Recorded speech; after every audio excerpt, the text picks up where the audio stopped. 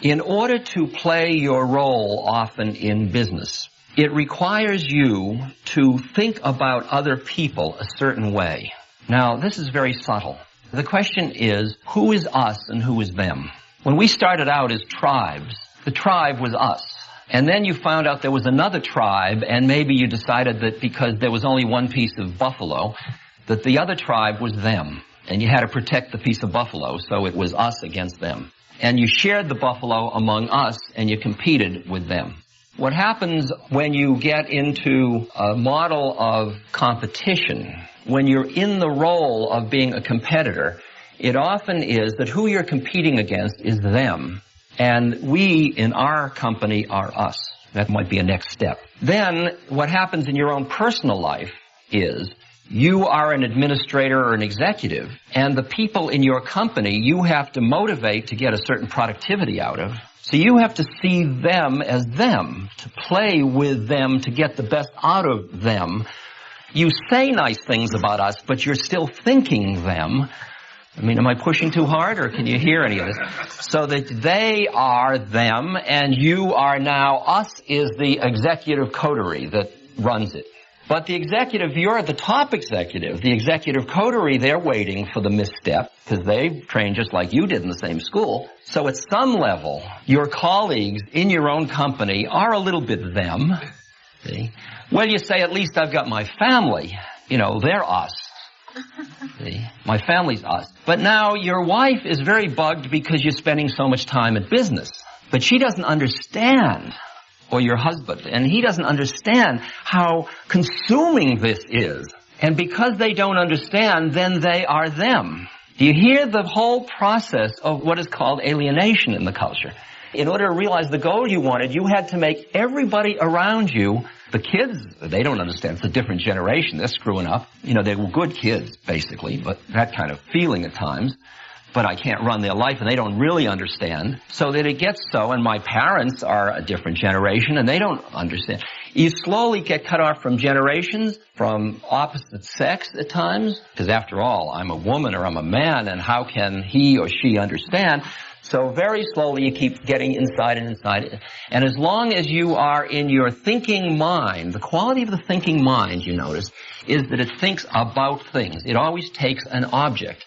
So as long as you think about other people, you are making them into objects. Now, this is going to be an interesting one for us to explore in a minute. So this problem of depersonalizing, like I can show it to you. Some of you are familiar with, some of you are not, I'm sure, but some of you are familiar with what it feels like to have lust. And you can be looking at somebody who's us until that lust awakens. And then the whole consciousness shifts, and the other person becomes them, or her, or him, or somebody to be manipulated to bring about gratification. That's why the Bible says, thou shalt not lust. In other words, thou shalt not push somebody far enough away to desire them as an object, because you lose the love, you lose the usness. The problem with getting into a world which your job forces you into of treating people as object is that it isolates you. And when you get isolated from a safe relationship with other human beings, you starve to death emotionally, and you don't get fed. You cut off your own lifeline. And that's because of the definition of bottom line being a little too narrow. If the bottom line is my net worth in terms of money, then you can justify all this stuff.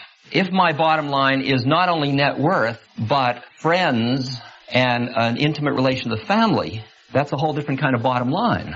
And it justifies different actions. And sometimes you can say, I could go into that deal, but it's going to cost me too much in terms of the rest of my bottom line. So what we're talking about now is considering what our bottom line is and how do we broaden that bottom line out.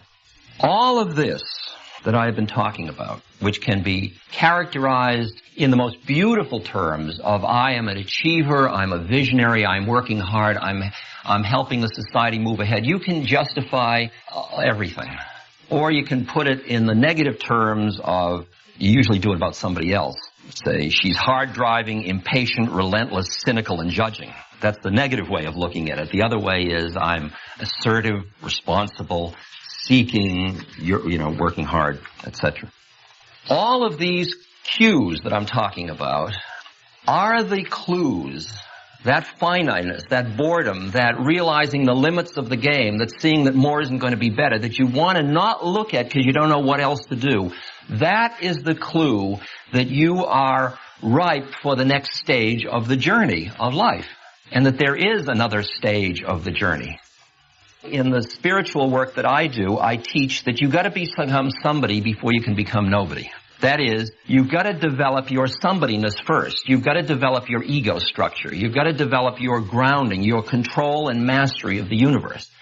The problem is that control and mastery of the universe is not freedom and it's not happiness. It's just control and mastery of the universe. And then you have to move beyond that. So in the stages one goes through usually, it's material control first. That's mine, this is mine, this is mine. And then there's the next one of you move up into the psychological thing when you've got your base camp together. And then you say, I want my personal accomplishment, achievement. I want to psychologically feel good. That's another stage, and you've all passed through that one. Then the next stage is you see the finiteness of all that accomplishment all by yourself isn't happiness. You see the kind of ephemeral nature of this stuff. And then you start to shift your goal, and you start to go for some kind of deeper truth of your being and deeper meaning to your own life. And that's the next stage that flips around. And that's where we go from now. Carl Jung said the biggest problems in the world for us are not solved, they're just outgrown. And in order to outgrow them, it requires a new level of consciousness. And that's really what I'd like to talk about from here on.